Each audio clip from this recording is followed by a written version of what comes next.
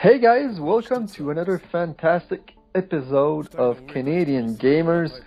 I'm here with Jared, the showstopper, Nickel, and we're gonna talk about a variety of subjects.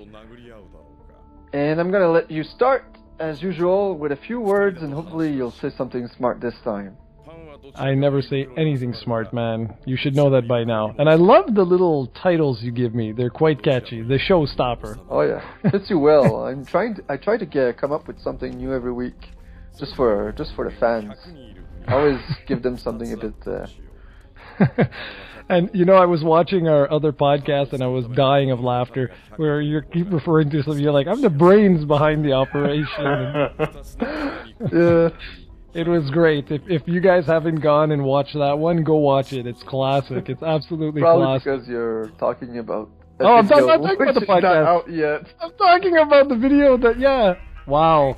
You know what, people? You should know this by now. I think I'm mentally challenged. Yeah. I think I have the IQ of like a 3-year-old prepubescent dog. Anyway. What does that even mean? Exactly. What does that mean? Alright, so let's get this back on track here. So first thing we're going to talk about, we got some... Are you even recording? Just making sure. Yeah, of course I'm recording. Wow, good. Alright, continue. Yeah, this is a great introduction. It's probably one of the funnest introductions we've had. So I'm leaving all this in. I'm not editing this. No. I just said because the way this was going so well, I thought like probably you forgot something because you were in a hurry like usual. But no, you're doing good. Good. Damn it. Well. Ruining my mojo. Alright, so we're going to talk about the subject that I love talking about. It's the one that I talk about the most often when I talk to Steven, and that's about Pokemon. And here's what I have to say. Alright, so I'm guessing this is one of your smart jokes you always do, which is hilarious. And I want to talk about Pokemon. You know why? Why? Because Pokemon Auras, which was released last Friday. It sold 1 million billion copies. Exactly, it sold 3 million copies in 3 days. Yep. Which is, well, I won't say it's surprising, but it's pretty cool. Pokemon X and Y had sold 4 million copies in 2 days, but there's a kicker here. Pokemon X and Y was actually released worldwide, while Auras was actually not released in Europe yet. It's going to be released as the time this podcast hits. It's going to be released this Friday. So you can expect another 1 million right there. So it's probably going to keep up with X and Y or surpass it, which is that surprising actually, because usually the first few Pokemon games on a handheld, the first one are usually the largest selling, and then it slows down just a bit. But it seems like Auras will not miss a beat, and that's pretty fantastic news for Nintendo, as they're gonna once again make a lot of money with those little adorable pocket munchers Jared can't seem to get enough of. And I'm guessing you're not having any comments whatsoever. And No. Okay. I thought you were gonna keep going there. It sounded like you were just gonna. You know, it's funny. One thing, when I saw that news, I was like thinking to myself, like, you know, there hasn't been like I haven't felt like there's been crazy amounts of titles for the 3DS this year. This is what I felt, right? And then I started looking at some of the stuff, and I was like, no, actually, you know what? There was a lot of stuff. We had Bravely Default. There was a lot of Pokemon releases. Well, not necessarily this year, but just like this generation, if you want to call it, or whatever. And it amazes me because the 3DS is quote unquote old now. Like, it's been out how many years? 4 years? Yep. So it's been out for 4 years now, so it should be winding down. Like, the life cycle, I know that the new 3DS is going to come out next year, but really, it should start to wind down now. And these are some really impressive numbers. Like, that's what I'm trying to get at here, is the fact that these are, like, they essentially sold 1 million a day, and that's not including Europe. That's pretty damn remarkable, and yeah, I'm just shocked that it sold pretty much on par with the new Pokemon that was released. Like, I'm sure if it had been released worldwide, including Europe, I'm sure it would have either matched or exceeded the sales of the last Pokemon release, and that's pretty damn impressive. Yeah, it is, and one thing that don't talk about is that Nintendo basically did absolutely no well, I won't say no, but they didn't do that much advertisement for this game because they know that it's basically an automatic sell, that they don't need to waste that much effort into it. Instead, they decided to convert their energy into advertising Smash Brothers for the Wii U and get more, hopefully sell more Wii U systems out there. So even that is just to explain or show how much strong the Pokemon franchise is, and people think Pokemon was a fad back then, but it's pretty certain that it was not, and it's still selling strong today. Another thing I wanted to mention was that you briefly touched upon this when you did your 3DS unboxing, your new 3DS unboxing, and we talked a bit about it during one of our podcasts, but I was extremely excited last Thursday because I realized something, that the new 3DS is basically a time machine for us, because Pokemon was released worldwide on Friday, but Friday for Japan was Thursday for us. So that means that if I had that damn 3DS that you had, I could have played the game one day early, and that's pretty fantastic. I think a 3DS from Japan is worth it now, even though there's not that many Japanese games that I want that aren't coming here now. Just for the fact that some worldwide release I'll be able to play a day before that could be something really interesting to look into. Well, like I said, if I can find one at a good deal, that's what I'm going to get you. So you'll have that. But yeah, no, you're absolutely right about that. And what I tell people is, I don't think Pokemon was a fad, and clearly not. What I say is, potentially it was a phenomenon back then that has spawned an internationally successful franchise. There you go. You know what I mean? Like, because back then you had cartoons and all this sort of stuff, and yeah, maybe it was more popular, but that doesn't mean it's not popular. Do you know what I mean? Like, I don't know if I'm making sense or not, but yeah, it's clear that, I mean, this is right up there with Mario and Zelda and all of those, like, massive franchises. Like, this is here to stay. This is, I mean, it should be evident. If anyone is arguing that fact, they're an idiot, because, I mean, there's been like a bajillion Pokemon releases by now, so yeah, there's no question that's not a fad. And anyways, about the new 3DS, yeah, you're absolutely right, and that would have been cool. Like, you guys don't know, but Steven was texting me saying, damn it, you should buy the new Pokemon and do some videos. It'd be really big because we'd have it a day before anyone else. There wouldn't be movies, you know, blah blah blah. But the problem was I had a prior engagement, so I didn't have my 3DS with me. I had no, like, means of actually capturing any footage or anything like that, so it's kind of like, well, too bad, there was nothing I could do. But yeah, no, definitely, I'd say I've been really surprised by the 3DS's Japanese titles, by the way. And when you do get your Japanese system, I think you're going to be surprised. I'll hook you up with a couple of games, like I'll show you which games to check out. Some of them look absolutely amazing, man. There's a couple in particular from Konami that they look absolutely badass, and there's no plans to release them outside Japan. Well, you should probably get on them and post some videos. We need some reviews. Yeah, I wish, man. Some original content. You guys don't know, but we've got so much stuff in our queue right now that it's mental. I don't need to record a video for like a week or something like that. Like, there's so much crap. But I got 10 games here that I really want to cover. And so I promised myself I'm not buying anything or doing anything until I cover these games, just because I really want to. And there's more. It's actually 12 games, but whatever. So, anyways, any more comments on Pokemon before I move on?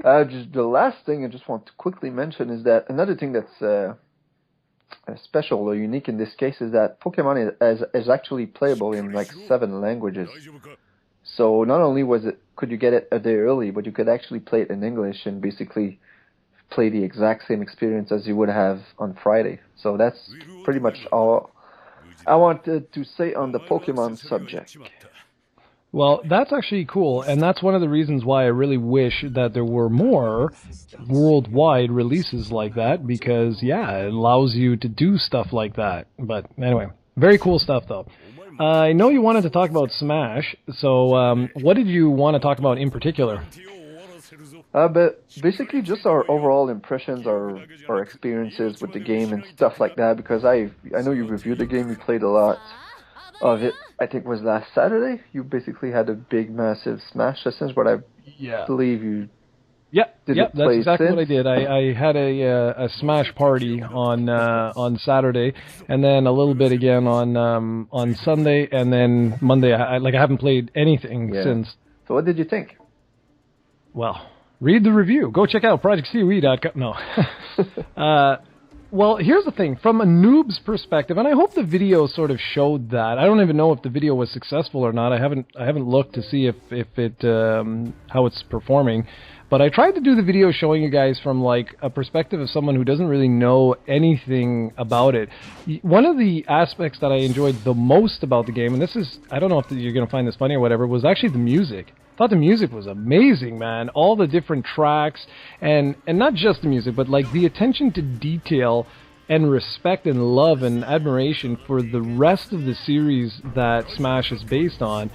I mean, I could see it in the 3DS one, but I think it's because, you know, it's on a small screen and whatnot. It didn't hit me as much as with when I was seeing it on my big screen there. Like, man, they really put a lot of thought into this. Like, every theme, every arena, every, like, special weapon or whatever they're called was, you know, in some way, shape, or form pays homage to, like, the games that came before it.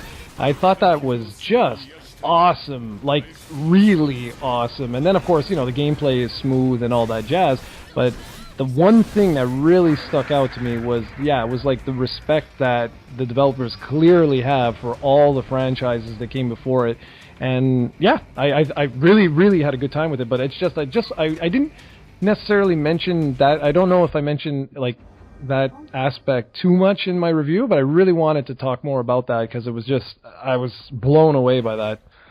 Yeah, I actually remembered a few days ago that I used to listen to the soundtrack of Smash Brothers Melee all the time back in the day. I used to just do chores in my room and just put that, I think it was in the game itself, or maybe it was a separate disc, and just listen to that, and I thought the music was epic. It's the same thing with this version, and I'm pretty glad, because if you own both versions, Club Nintendo actually sends you the official soundtrack of the game by mail, so that's pretty cool to have.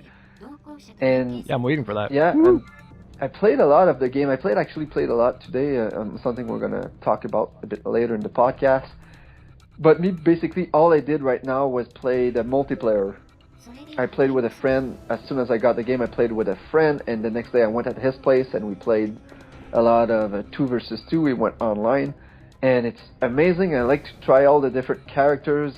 I can't wait to get my freaking GameCube adapter, however, because I'm tired of playing without a GameCube controller. I almost bought a GameCube controller today at the store, where you need to plug in a Wii controller. Like, basically it was, I think they call it the Fight Pad, but I don't like the having to plug a Wii controller and whatever. I know it's probably, and it's not exactly a GameCube controller, it's just a kind of a Wii U Pro controller, but with the GameCube setup, the button setup, so it's probably feels similar, but it's not. So I still want to have that unique GameCube experience. So I'm waiting on that, but we had a lot of fun. I have a few problems though with the online setup. Right now we can't play, like when I played against him, it was we could only do 1 versus 1. We could not team up and play against other human beings unless you're on the same console. So that's something I thought was strange. And also the problem I have with the when I went to his place, we could play some ranked, well, they call it For Glory team matches, which are pretty fun, but they are limited to 2-minute time battle.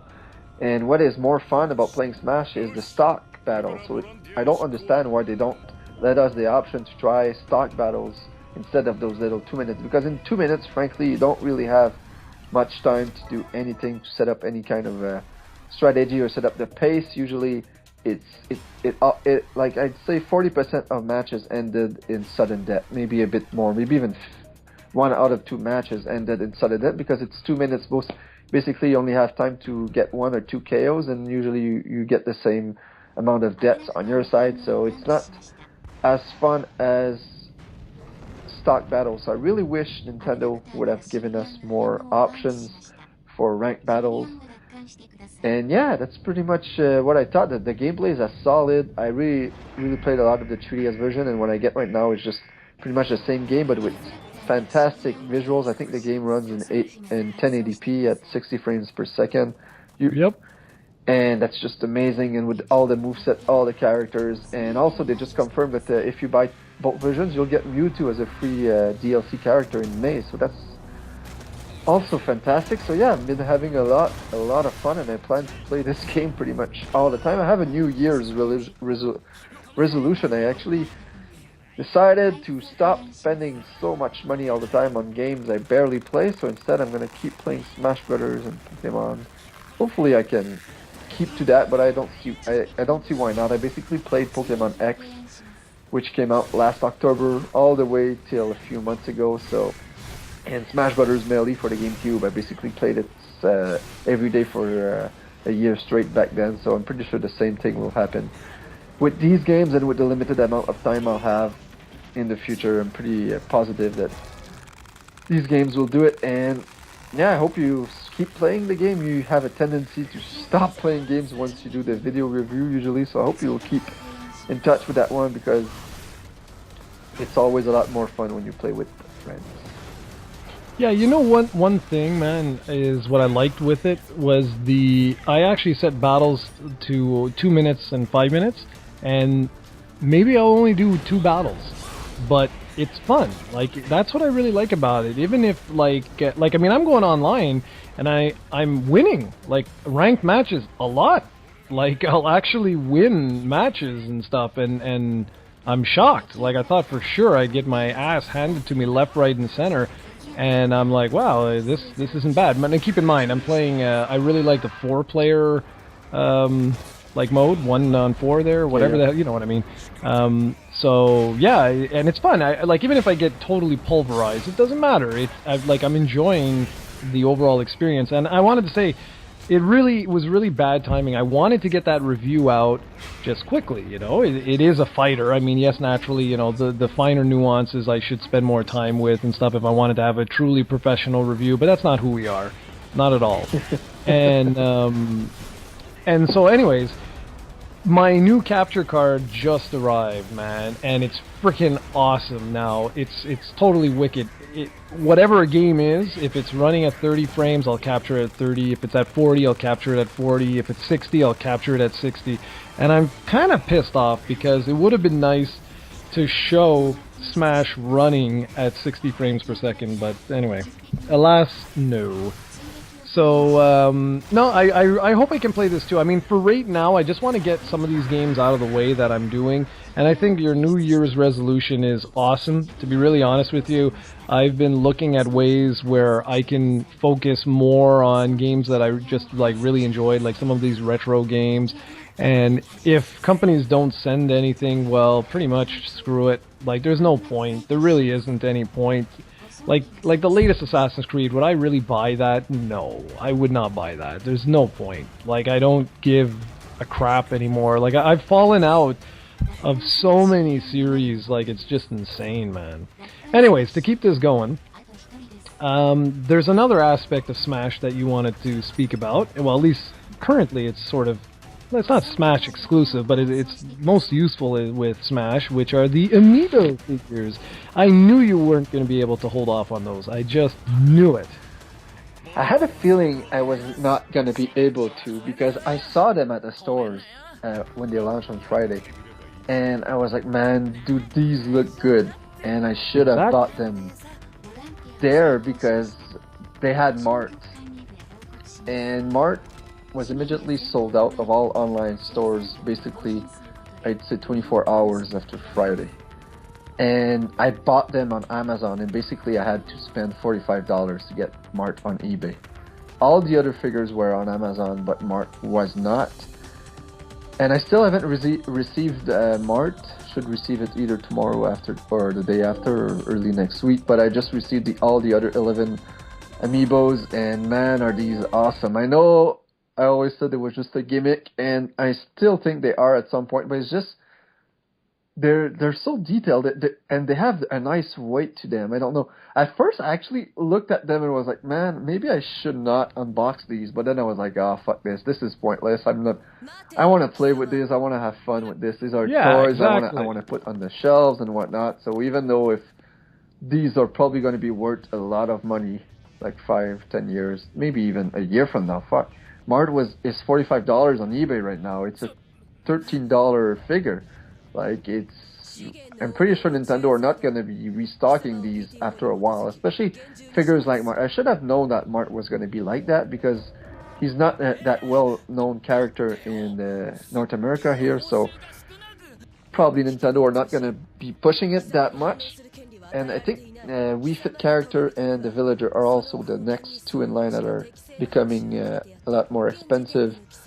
So yeah, that's pretty cool, and I've been playing all afternoon with Smash Brothers with these, and I've just been having a blast. And I have a quick question for you. Are you aware if you can do it on the 3DS? Because I tried on my 3DS, and I know the 3DS we have. Well, you have the new one, but the old one is not Amiibo ready. It was supposed to be an update for it to be Amiibo ready. No, damn you! You call yourself a Nintendo fan. Yeah, I guess I'm not. No, you're not. You don't read comments either. Ugh, so disappointing. Okay, one of the selling features of the new 3DS is the fact that it has near-field communication built in. The existing 3DS models do not. So yes, Smash received an update to allow it to receive Amiibo characters. However, your hardware is non-compatible. So next year they're releasing an add-on for the existing 3DSs to allow you to use your Amiibo characters, or you'll have to buy the new 3DS. That rings a bell now that now I remember. Yeah, it makes sense because I was confused by the update to Smash Brothers. I forgot that you had to buy an add-on in the future. Yeah. All right, so that answered my question. So yeah, you should buy the $60 Smash Brothers just to show it, but I doubt you'll do, but I'm just teasing you there. But yeah, I played all afternoon raising these characters, and I just wanted to start with 3, so I started with Wii Fit Trainer, the female one. I gave her the yellow outfit, which of course I named her Jared after. And then I selected this kick-ass Link costume, which I named Mal, my brother-in-law, which uses Link all the time.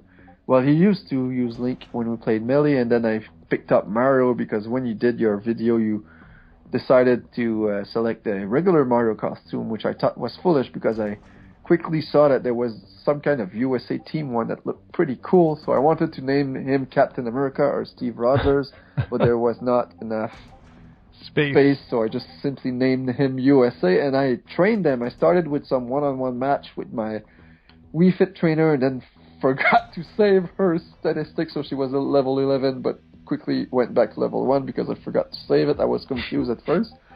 But now I know how it works, and man, I'm having a lot of fun. I'm not the best Smash character in the world by far, and I'm sometimes getting my ass kicked by these guys, and I put them, they're now level 50 by the way, and I put them against the computer in a few matches, and all the time the computer would come up last. They would just kick its ass, so it's just like, it's a gimmick, but at the same time it has some advanced AI in there because you can really train them. They're never going to be as good as competitional players, but they're going to be better or as good as players like us who are not that great, so they can give us challenge, and it's really impressive the way they can learn, because Nintendo has said that even when they're maxed out at level 50, if you keep playing them, they'll keep learning, which is awesome. So I see myself in the future playing just because Melee, I played it for like hundreds and hundreds of hours by myself. I also played it hundreds and hundreds of hours with others, but just by myself doing various things. But now I'll have even more replay value just picking up an Amiibo character one day when I'm bored and just deciding to raise it to level 50 in different ways. So let's say I decide one day that I want to try to play with Fox. I've never really played with Fox. I want to try to learn him, so I'm going to train an Amiibo character, and I'm also going to train myself at the same time playing as Fox. So there's just so many unlimited things you can do with that game already, and now you add in amiibos to that. It's just amazing, and they're just those little collectibles, and they're so very nicely done. Like I said before, they has this nice little weight to them that I don't know. It's hard to describe, but once you get one in your hand, you might fall in love. You too, and quickly when I talked about how these things are not meant to be competitive. Well, funny thing is, someone actually entered a Fox Amiibo in a tournament in British Columbia, and the Fox Amiibo finished third overall. At the end, he won the losers final. Granted, it's probably not the highest caliber tournament. Probably not that those people there are not really people that could win the nationals or stuff like that. But still, an Amiibo ranked third overall, just to let you know how the AI in these things can be. Wow. Yeah, that's pretty crazy, man. Well, you guys know how I feel. I mean, I did videos on it and everything, and I hope you guys got a good view. Like when I compared it to the Disney Infinity ones, I did that on purpose because the actual quality is pretty damn good, man. I was surprised. The only thing you guys got to watch out for are like the swords of Marth and stuff like that because they bend because the plastic is very, very thin. So you just got to watch out for some stuff like that. But what I'm concerned about, I mean, I'm not going to go into the gameplay and all that. You guys know I've done videos on it, and Steven just pretty much, he mirrored exactly what the way I feel. I'm a little worried being a Canadian. I've already got the second wave pre-ordered and the third wave pre-ordered. However, the third wave is where they're introducing retail exclusive characters, and there's going to be 4 characters that are exclusive. It's Shulk, Meta Knight. Ah, damn it, I don't remember. And the hose. Oh, wait, what's the new female character? Yeah, Rosalina or something like that? Rosalina and Luma, I believe, her character is called. Who's the last one? No, she has this little star with her. Oh, okay. Yeah. But who's the 4th character then? Rosalina and Luma, Lucario. Lucario, that's it. Knight and Shulk. Okay, that's it. And all 4 of those are currently not available for pre-order here in Canada anywhere.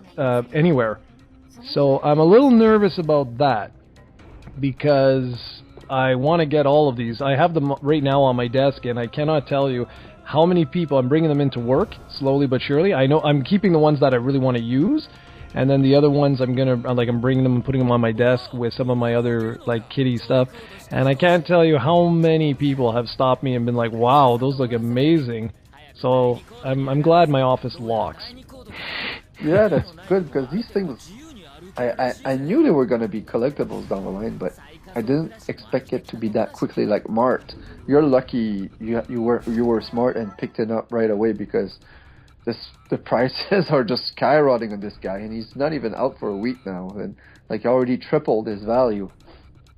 Yeah, but you see why I'm worried? No, I feel the same way as you, because like me, I'm a huge Pokemon fan, and I always get screwed when it comes to legendaries or exclusive Pokemon that are not available in game, that you need to get via events or download codes. Like they recently made Diancie one of the few legendaries that's not available anywhere else, available at GameStops in the US, and basically I had no way to get one. So stuff like that really pisses me off, like especially those 4 exclusive characters. I really hope they bring them to Canada. Like they have to, basically. Like Canada, well, they don't have to, but they should. If they want to make money, they will. And I'm hoping because some of these stores, are they in Canada too? Well, like right now, Shulk is for GameStop, I think, and GameStop is EB Games here in Canada. So it should be, but it's not, because if you go to their website, like if you go to GameStop.com right now, you can pre-order Shulk. But if you go to ebgames.ca, you can't. So, like, what the F? Like, I'm getting worried here, because I don't want to have to spend $50, man, for a character. Like, what the hell? So I don't know what to do, and they haven't even announced the Meta Knight one and Rosalina and all them. Yeah, here, I'm gonna write it in right now. Did. Meta Knight, I think it's Target or Best Buy, but they did not announce the 4th one yet. Yeah. Yeah, it's exclusive to Best Buy. Okay, well, let me check right now. bestbuy.ca. And I will put Meta Knight Amiibo. And guess what? Nothing. Fantastic. But I'm pretty sure you cannot pre-order them in the States right Well, now. you can pre-order Shulk because You I can? was going to. Really? Yeah. Okay. Yep. United States. Okay, let me. I'm just gonna see if you can pre-order this guy. Meta Knight Amiibo. No, you can't. Okay, so you can't pre-order Meta Knight, but yeah, here I'll go to GameStop.com. Yeah, the other one is Lucario, and I believe he's from Target. Ah, mon dieu. Are you serious?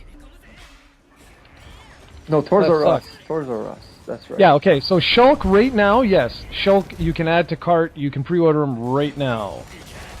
But not in Canada. Yeah. So I'm going to write this down. So Shulk is going to be from EB Games.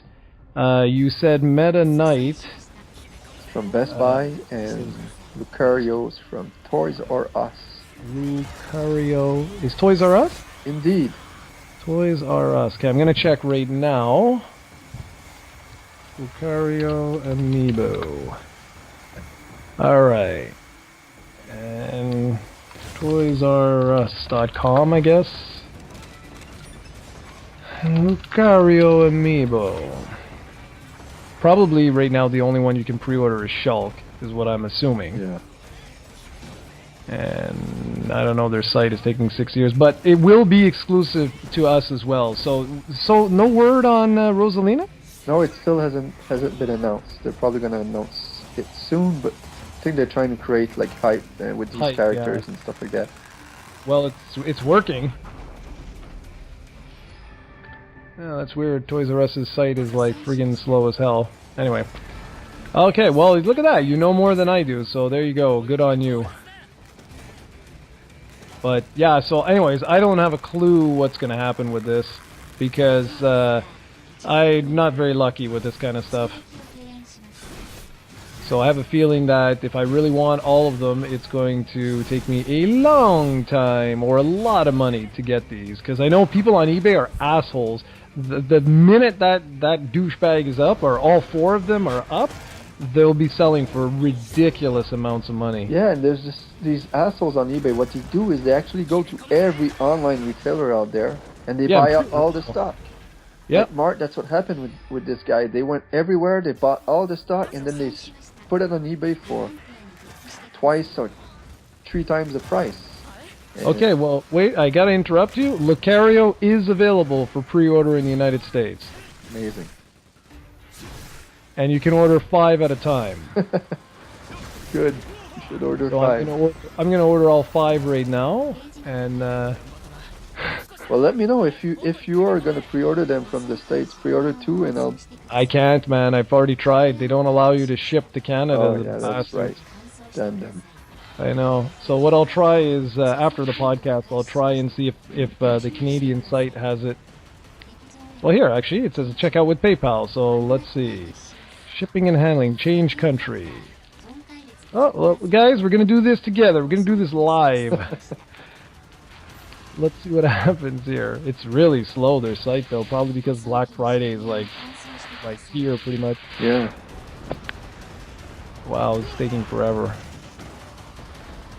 All So right. Whose amiibos did you use to train, by the way? Wait, well, say that again? Which amiibo, rather, my English is as broken as usual. Which amiibo did you train? Because you told me that you had trained a villager called Puck, but I did not see it in the video. Yeah, of course. It's in the 8-player one. Oh, If you okay. look in the 8 players, like Oh, I it's have like an Easter egg. Yeah, it's an Easter egg where you see it's a female villager, and I named her Puck. I was gonna name her Steven, but I thought, that's too far. Okay, well, you might want to go right now, man. And it says it's gonna. Okay, hold on. Does Toys R Us have a Canadian site? Yeah, ToysRUs.ca. Okay. Lucario.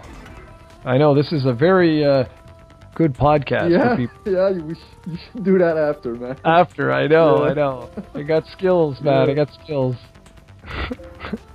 Okay, well, anyways, let's move on. I'll still do this. All right, so the next thing, after we're done talking about all this, there was one little news piece that I just wanted to mention, which should really, truly come as, like, no surprise to anybody at all, and that is Sony has now officially said that they are pulling back on, on their televisions and other things like that, and they're going to be focusing primarily on PlayStation and other things, you know, like other profitable stuff. So, I mean, really, that does not surprise me in the least, because the company is bleeding money like nobody's business. So I was not surprised. It was actually released earlier today, where the company Kaz Hirai basically said, like, yeah, they're going to be putting a lot more focus now on the PlayStation brand, on PlayStation 4, and, you know, things like that. So I don't know. I doubt you're going to have a comment, or, well, do you? Well, not really. I'm not really. Okay. I don't really know what's going on with that. You're much more an expert than I am. Well, the reason why I wanted to, like, mention this is because it's going to play into our next topic, and this is going to be the controversial topic, which is, you know, they want to focus more on, like I said, like on the PlayStation brand and whatnot, which is fine. There's nothing wrong with that. However, the Vita comes into this. And so the question that we wanted to ask to all of you guys is, what went wrong with the Vita? Like, why did the Vita fail? The Vita is also 4 years old now, and compared to the 3DS, it's pretty much night and day, especially in terms of sales. It literally is night and day. It's, what is it? Goodness, I think the 3DS, if I'm not mistaken, well, here, let me actually just check. So the 3DS right now is closing in on 50 million units sold. 50 million units sold. And the PlayStation Vita is closing in on 10 million units sold. So, yeah. You know, like, what happened? What happened with the Vita? Why did it sort of not take off? Was it Sony's approach? Was it something else? And I'm going to let you start, because that's the way I roll. All right, I have a few theories here. First thing that comes to mind for me is the ridiculous prices of the Sony accessories. I don't know if they still are like that. Yes, they are. With handhelds like that, you need a memory card. Unless you plan on buying every single game, and then when you go on a trip, you have to carry them all with you. It's really cumbersome. But on the 3DS, like, I have this, like, I don't know, 64 or 32 gig card, which costs me like $30, and I'm able to have like all my games downloaded on there and whatever. On the Vita, really, I haven't touched my Vita in 2 years, and I think I already have 4 memory cards for it. And that's only like the first few months I played it. I was really into the Vita. I'm not saying the Vita is not a good handheld. It really is. It has a lot of great games. It's just the fact that they were charging so much for memory cards. I just thought it was ridiculous, and really they did not really have any way of justifying this besides the fact that, hey, they want more money. That's basically the only reason they have, because you can buy cheaper memory cards for like half the price of them. So that's one reason, and I'll let you go for another, and we'll go back and forth. Well, for reasons. Well, I've got a couple of things I wanted to mention. First off, I wanted to mention the exact same thing. I think the proprietary memory cards didn't help anything. I know the system itself was, what, 300, was it, when it came out? Or am I wrong? Maybe even 350, I'm not sure. I know it was the same price as the 3DS, and that's what caused all the hoopla. That's why people were saying, oh my god, the 3DS, like, are you kidding me? Okay, then it was 250 then, because the 3DS launched at 250. Because remember, everyone was shocked when Sony announced the price of the Vita. Like, okay, for those that don't know, when Sony announced the price of the PlayStation Portable, people were like, ooh, it's expensive. But when they announced the price of the Vita, everyone was shocked because it was extremely low. It was actually $100 less than what everyone thought it was going to be. And that's when people were like, hey, you know what? Maybe Nintendo this time is going to have more challenges, because the PSP was not an unsuccessful system. It was actually a very successful system. It was just that the DS was freaking insanely successful. So, yeah. So anyways, the problem was that when you compared apples to apples and you're like, okay, well, the the PlayStation Vita and the 3DS, if they're equal pricing, you know, that's amazing. But then when you really started to look at it, you're like, well, they're not equal pricing because of these proprietary memory cards. And today, it's insane. A 32 gigabyte card goes for like $65 or $70. If you buy a 32 gig SD card, you can get it for like $20. Not even. Maybe like 15. Like, hello? That's insane. And I honestly think that one thing, I mean, there's other stuff that we'll get to, but I do agree with you that I think that that one element is ultimately what bit them in the ass from day one. Was people were like, this doesn't make any sense. I could just get an SD card, pop in like 120 gigs for the same price as what they're asking for 32. Because what people don't remember is that the 32 gig card was actually $100 when the system first came out. It's gone down a bit, but it's still, like, are you kidding me? It's insane. Now, since you already mentioned that, the other thing I want to mention was the fact that Sony really marketed this as console gaming on the go. However, the timing of its release, I think, is also what kind of bit it in the ass, because 4 years ago, we were at, like, what? The iPhone... Let's see, what are we at now? Was the iPhone 6 that just came out? Yeah. So let's say this year was the 6. That means last year was the 5S. The year before that was the 5. So when it came out, it was the 4S. That was already... There was some extremely powerful games running on mobile devices at that point in time. But when the iPhone 5 came out and we started seeing the elongated screens and the retina display, so like real like HD graphics on, and I'm only saying iPhone, I mean Android's exactly the same, I'm just doing it for reference sake. Like we really saw some extremely like impressive mobile offerings, and I know it's not the same, of course it's not the same, but my point is that people were already playing these games, like really impressive looking games, on their cell phone, and they also had these, you know, really quick and to pick up and play type games that sort of the Vita, I felt, really got, I don't know, like pushed aside, I want to say. Like people were focusing in on Nintendo's properties on the 3DS, then Nintendo cut the price, they had their ambassador program, all that jazz, and Sony was like, well, you know, here we are, we have a console-like graphics that we're offering, well, not graphics, but a console-like experience on the go. The thing was that people already got some of that with their mobile device, and then they had these really fun and wacky games that Nintendo was releasing, and real quality games. And it was sort of like, well, where does the Vita fit in? And I think what ultimately killed the Vita, if you want to say that, is that it didn't have Monster Hunter. When Capcom said that no, Monster Hunter is going to be exclusive essentially to Nintendo, that did it. Like, that was it. The Vita just didn't sell in Japan.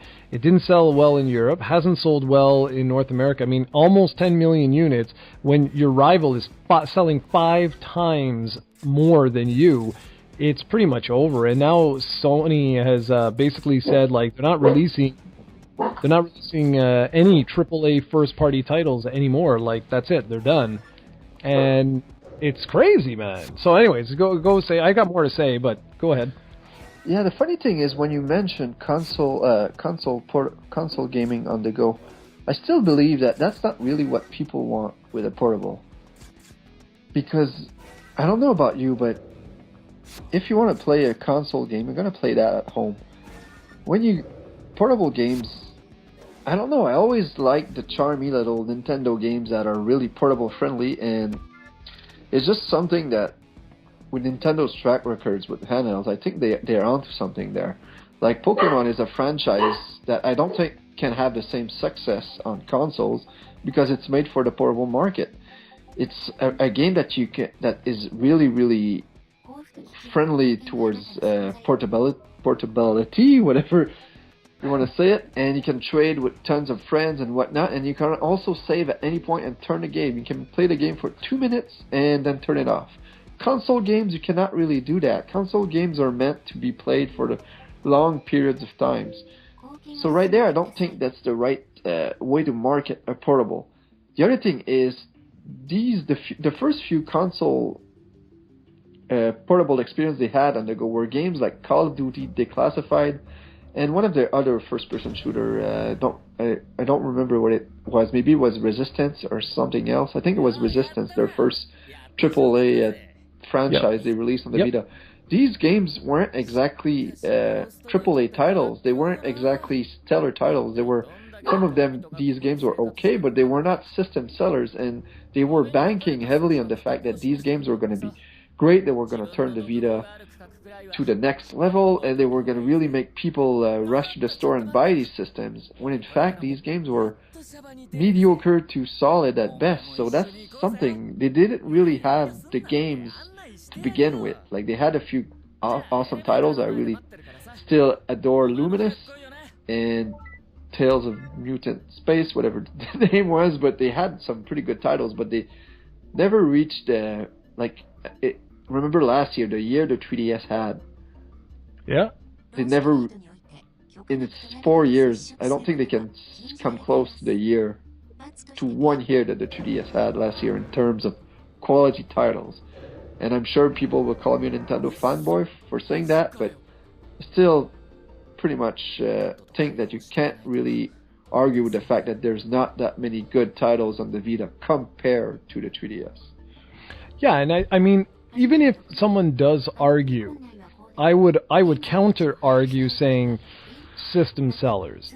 Like, I can see someone arguing saying, whoa, the Vita has more than its fair share of really good titles. But when it's okay if you say that, but really, guys, system sellers, does the Vita have more or the same system sellers as the 3DS? And the answer to that is no. And if you truly disbelieve that, well, I'm sorry. I have no I'm sorry. But games like Pokemon, Mario Kart, a new Legend of Zelda, the new Mario what the hell was it? 3D Land. Like, guys, right there, I just named four huge, insanely popular series. That would be the equivalent of saying, well, the Vita has Uncharted. It does. Gran Turismo. Oh, no, sorry, it doesn't. You could argue Killzone. Okay, I'll give you that. And like a brand new exclusive Infinite. And when I say these games, by the way, I'm not talking like portable versions. I'm talking like Killzone. I'll give people Killzone and Uncharted. I will. Because those two games are absolutely outstanding. Those are like they're right up there with the console versions of those games. But that's 2 damn games, man. Now, I want to talk about some of the games, because I've done a couple of videos on the PlayStation TV, and I want to talk about a couple of things. But before moving on, I want to give Steven another chance to sort of like say his thing. But I wanted to mention one thing. Right now, I told you guys that the Vita is nearing 10 million units sold. To give you an idea, at the same point in time, the PlayStation Portable was nearing 30 million units sold. You see a slight difference there? Yeah, for sure. And coming back to the point I said, I'm not saying that the Vita doesn't have good games. I'm not really the one to talk about that because I haven't played the system in 2 years, but just for the experience that I had in the start, I just don't feel that it's even close to the 3DS when it comes to quality games. Like you mentioned 4 titles, but there are many more. Like Animal Crossing, just this series surprised everyone. Sold like a truckload of games, and this is pretty much the same game that was released on the GameCube or the 64 rather in Japan like 10 years ago, but it's such a successful series, and it works so well on a portable. These type of games, I don't think you can find them on the Vita, but I'm pretty sure someone could argue with me and could bring some good points that the Vita has as much or more games than the 3DS, and that's fine. We all have different tastes, but I believe that for my money, the 3DS has a lot more games than the Vita, and that's why it's outselling the Vita 5-1 right now.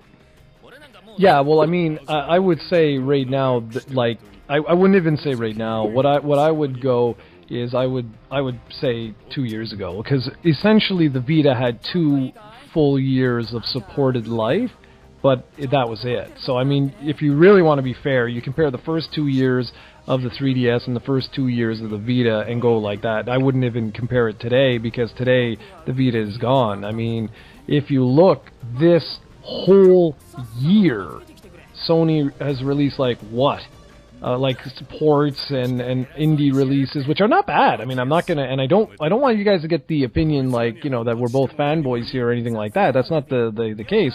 I actually want, I'm gonna do a video. Okay, let me backpedal. I'm jumping all over.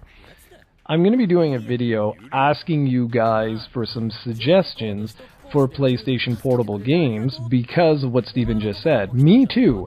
I have not played my PlayStation Vita since the amazing, and in my opinion, the standout breakthrough title for the PlayStation Vita, Tearaway. I think that is hands down the best game on the PlayStation Vita, and if you own a Vita and you don't own that game, then you can't say that you've experienced everything the system has to offer, because it's amazing. It's the only game that really gameplay-wise uses all of the features of the system in a creative and unique way, and it's an amazing game. It really is. It's a brilliant game, but that was it.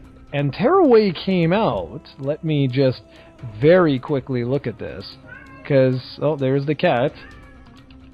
All right, because I believe it was like, yeah, okay. It came out November 20th, 2013. So it was last year. Okay, it was a year ago today. That was the last release I have played for the PlayStation Vita. And, well, okay, that's a lie. I've played a few other things, but that was the last game where I think that was Sony's last hurrah. After that, there's been nothing. Like, I haven't played a damn thing, man. And it's sad. It really is. Right now, I'm playing through, and I actually did the review for a game called Freedom Wars, and in Japan, Sony hasn't given up on the Vita yet. I personally don't know why. I'm not trying to say that to be like a douchebag or anything, but I'm just saying, like, in terms of sales, I don't get it, because the system is like dead everywhere. So I don't quite understand why. Because like if you look at the Vita, in North America on a weekly basis sells around 8,000 units. And in Japan it sells around 10,000. It's actually Europe where it's the most successful. It's selling around 12,000 units. So it's pretty much faring more or less the same worldwide. It's so I'm kind of surprised that Sony of Japan is actually sticking to it. But anyways, this Freedom Wars game is really unique. It feels a lot like a Monster Hunter game, which I guess shouldn't surprise me, because Sony's doing everything in their power to release basically Monster Hunter clones. And anyways, I want to do a video talking about my collection for the PlayStation Vita, because believe it or not, most of my games are actually physical releases, whereas on the DS, I started with physical releases, but then I wanted to play the games like right away. So I then started to download all my games because I didn't have to go to a store or whatever. I could just, play them instantly, like right away. But I think I'm going to do a video on that, show you guys my collection, and then ask for your opinion on some must-play Vita games, because there's got to be some hidden gems on there that we don't know about. And now that I'm reviewing the PlayStation TV, and I'm, experiencing some of these games for the first time on the PlayStation TV, I'm like, damn, man, like, this is a quality game. This should have sold, but nobody knew about it. Like, the Vita is dead. It's gone. So I don't know if you wanted to add any other comments for the Vita before we move on to the next subject, but it's sad, man. Like, there was real potential. I really enjoyed the Vita when that first came out, but then the 3DS sort of stole its thunder and hasn't let up since. Yeah, you're right. What I really, really enjoyed about the Vita is something that I want to talk about in the next subject. So go on. Okay, well, the next subject is basically what do you think is going to, or what do you hope for the next portables? So I'm kind of curious, what feature were you going to mention about that? Well, it's really, really simple, and I think you're going to figure it out real quickly, but I really want the next Nintendo portable system to have a freaking HD screen. I know that technically the Vita is OLED or whatever you want to call it, so it's not really high definition. But I really want it to have that because I'm playing on a 3DS XL now. And I'm playing Pokemon right now, and the game looks fine. It's just that because of the bigger screen, you can see like it's really, really like pixelated in some instances. And I really want it. I want Nintendo to take the next step when they do release their next portable, because they're working on it right now. It's pretty clear they're probably going to announce it either at this E3 or, well, I think they're going to announce their next portable in 2015. And I want it to have an HD screen. It took them so long to finally release an HD console, and I hope they don't take that time, twice that time, as much time rather, sorry, to put an HD screen on the next portable, because the 3DS really, really frankly needs one right now. I know visuals don't matter, it's the gameplay, but visuals can really, really improve gameplay, can really make them, like when you when what you're seeing is looking great, like take two games, the same game, put one on an HD TV and the other one on a standard TV, and naturally you're going to play the one on this HD TV if you have the choice. So make the next portable HD, that's the only thing I want. Like, if you want to keep the 3D gimmick, that's fine. I really enjoyed it. I know some don't, so that's fine. Keep it or not, but please add some HD to your next portable. Well, I've got a request, and you know what it is, and you keep saying it's never going to happen. I know it's never going to happen. But, man, I would so... You see, okay, before I tell people what it is, I'm really bad today. Sorry, guys, I'm jumping everywhere.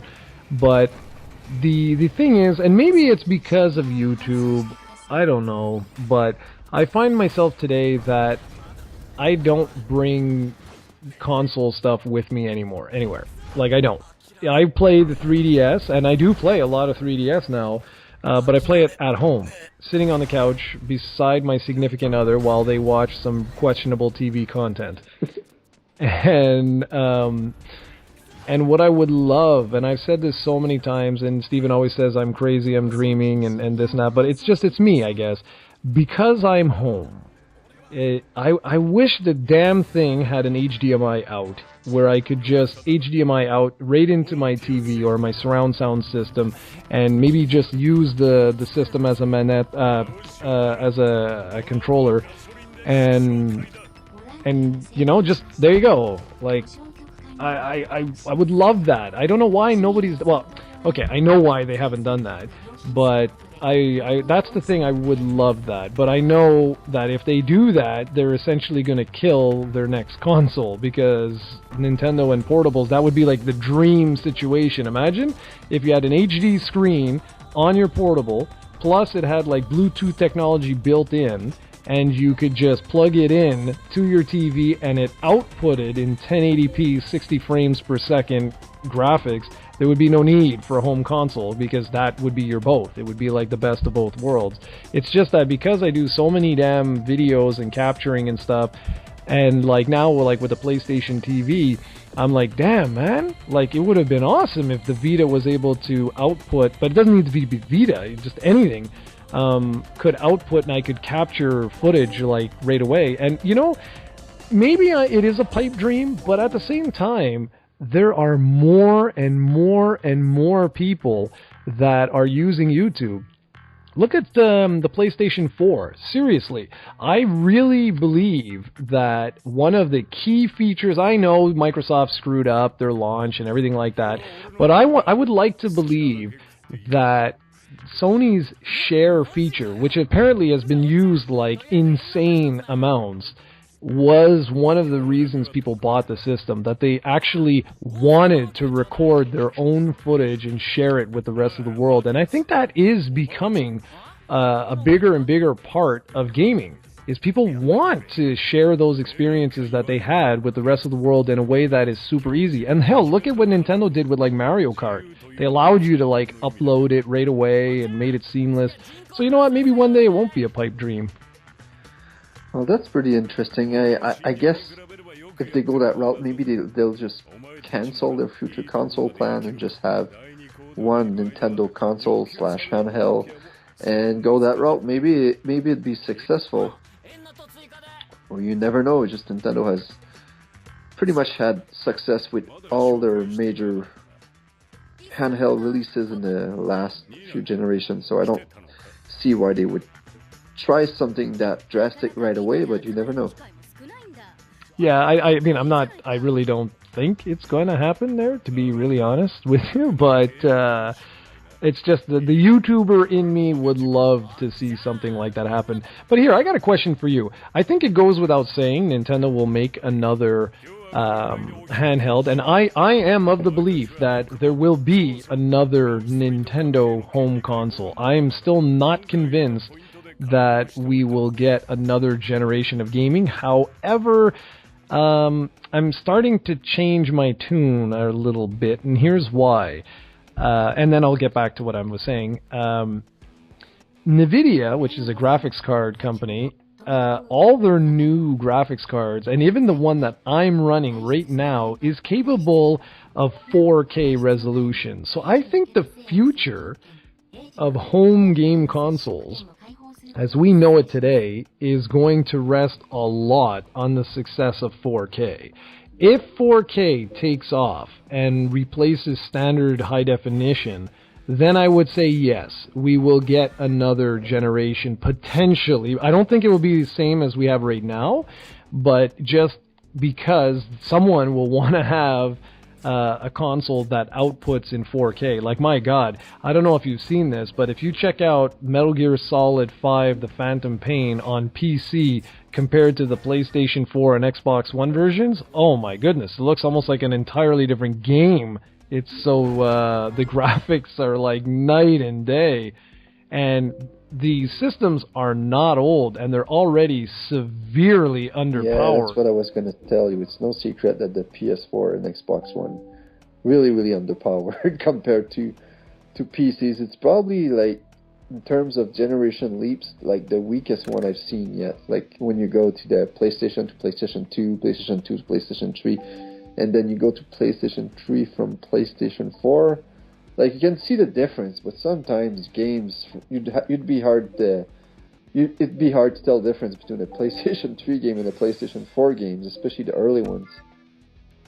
No, but exactly, man. And so, like, I'm really wondering, like, the systems just turned 1, and already the second generation games are, like, we're not talking little details here, eh? I'm talking, like, significant difference, and I'm also not talking about super PCs either here. I'm talking about just general level PCs are seeing a dramatic increase over their console counterparts. So my question is, what if you buy a PC next year? Like, is it even going to be, like, to the point where you're like, hey, this is just pathetic, you know?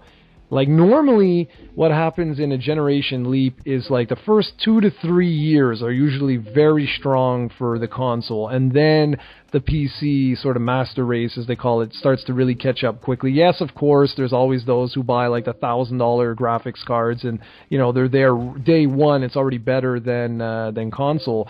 But this generation, we're talking average PCs are already kicking the ass of the Xbox One and the PlayStation 4. Like, I can't even imagine in another 3 years where we're going to be. It's going to be pathetic. It's like all the games are going to be 1080p and at like 25 or 30 frames per second, and all the PC versions are going to be 4K, 60 frames per second. It's going to be really like, oh my goodness. But anyways, going back to what we were saying, My question to you is, we know that Nintendo will definitely make another portable, and I also wanted just to give you guys a little insight here, just in case you don't know. The 3DS is successful. However, it is nowhere near as successful as the DS was. And I just wanted to put things in perspective here, because we did mention sales for the Vita, and we said it was a factor of, what was it? 5-1. Yeah, 5-1 to the DS, but what was the difference between the PSP and the DS? It was a 3-1 difference? Yeah, 30,000 to 10,000. Well, million. Million, yeah. Yeah, okay, perfect. With the DS to the from the DS to the 3DS, it's not even a 2 times difference. So you see, the whole industry has shrunk, but not by as much. Right now, the 3DS is at 45.9 million, but it's nearing 50. And for the same time period, the DS was nearing 80 million. So you can see that there's a significant difference there, but not it's not like 3-1 or 5-1 or whatever. It's not even 2-1, but you can definitely see that the market is shrinking. So the question is, if we know that Nintendo will definitely make a handheld, what do you think about Sony? Do you think they will even bother with another handheld? I really don't think so. I was surprised even when they announced the Vita, but I think we, like you said, the PSP was still a success, and the Vita, to a point, I guess it's profitable and they're not losing money on it. But I don't think they're going to risk it, because with 10 million sales in four years, people are saying how bad the Wii U is doing, and the Wii U's, I don't think it has reached 10 million sales, but it's near that, and it's been out for 2 years. So the Vita is 4 years, not even 10 million. So yeah, I don't think we're going to see another Vita or Vita 2 or another PlayStation portable. I think Sony not learned their lesson. I'm not trying to sound like an ass, but I think that they're just going to keep with pretty much the Vita, a longer lifestyle, because the Vita started the PS3. Now it's going to be accompanying the PS4, and I think they're just going to release a few games here and there like they're doing now until it's dead. Yeah, personally, I think the same. I would be very, very shocked if Sony come out and announce another portable. What I believe they're going to do is continue to push the PlayStation app on mobile devices, and just give developers sort of a place to sell their indie titles, and maybe PlayStation 1 classics and things of that nature. I will be utterly amazed if we see another PlayStation portable type device. I don't think so. And like you, I mean, I wouldn't say, necessarily they learned their lesson or anything like that. I think it's just, if you look at it in terms of profit, if it took them 4 years to crack 10 million, and they're not yet at 10 million, and the market is, as I just showed, is drying up, next time around, it could take them 4 years to sell 5 million. You know what I mean? I don't see the revenues for, where's the profit in this? I just don't see that.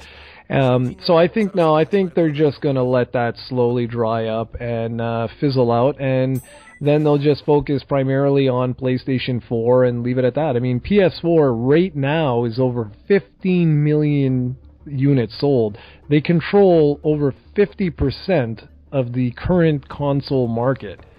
Why not just, ride that out? Put all your effort, to hell with the Vita, let it just crash and burn, and put all your effort into the PlayStation 4. I mean, to compare here, we said 4 years, 9.1 million is what the PlayStation Vita's had, and in 1 year, the PS4 is over 15 million sold.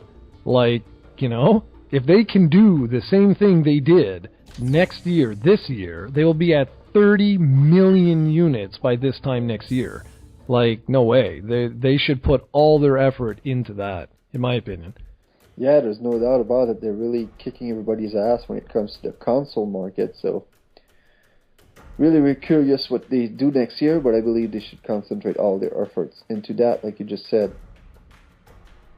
And that is our podcast for today. It's a nice long one today. Hopefully my ramblings weren't too Yeah, bad. I apologize for that Amiibo shopping bit, but can always just skip it. And now, since you're listening to me now, you probably forgot to skip it, so there's no point in telling you that, but I'm rambling too, I guess. All tired. I blame Jared. It's all your fault. You should. Exactly. So I'm going to sign off here. I'm going to let the brains behind this operation go and rest. And we'll see you all next week. Take care. Thanks for joining our craziness.